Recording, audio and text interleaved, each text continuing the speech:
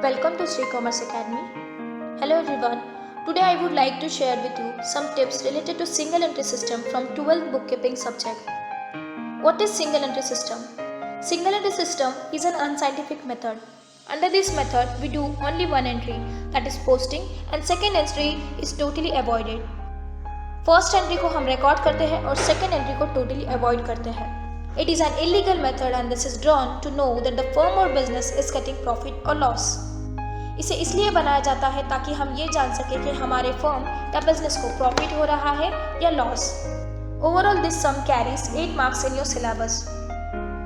What we have to prepare under single entry system? First is statement of affairs. Second is statement of profit and loss account. अब हम देखते हैं कि statement of affairs में क्या होता है. It is a balance sheet.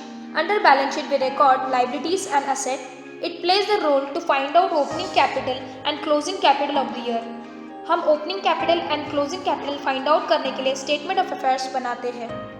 अब हम देखते हैं statement of profit and loss account.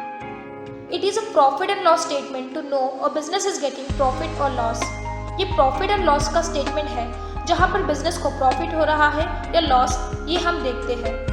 We find out with the way of. अब हम इसे find out कैसे करेंगे? First is profit before adjustment. Second is net profit or loss of the year. Statement of profit and loss account हम prepare करेंगे. First of all हम add करेंगे closing capital of the year.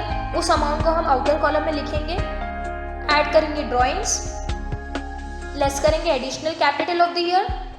Less करेंगे opening capital of the year.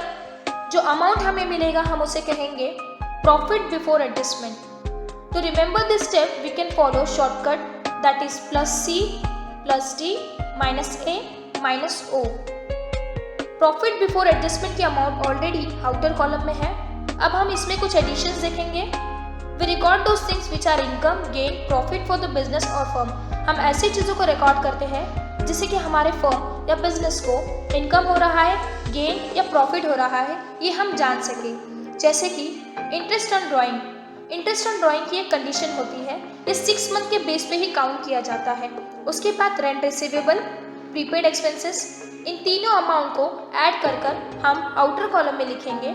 First amount से second amount को plus कर जो amount आएगा उसे हम नीचे लिखेंगे. Less we record those things which are expenses losses for the business और फर्म. ऐसी चीज़ों को रिकॉर्ड करेंगे जैसे कि हमारे बिजनेस या फर्म को लॉस हो रहा है या एक्सपेंस, ये हम जान सकें. जैसे कि interest on capital, opening capital, additional capital. Additional capital की एक कंडीशन होती है, एडिशनल कैपिटल डेट दिया होगा तभी कैलकुलेशन किया जाएगा, अदरवाइज नहीं. दोनों अमाउंट को लिखकर उस अमाउंट को हम आउटर कॉलम में लिख देंगे. Depreciation, outstanding expenses, bad debts, RDD, इन चारों अमाउंट को प्लस कर हम उस अमाउंट को सेकेंड कॉलम में लिखेंगे. फर्स्ट और सेकेंड अमाउंट को प्लस कर उस अमाउंट को हम आउटर कॉलम में लिखेंगे.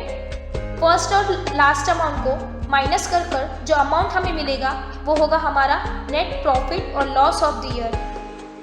Soon we will have such kind of videos to understand your basic tips related to your syllabus. Thank you.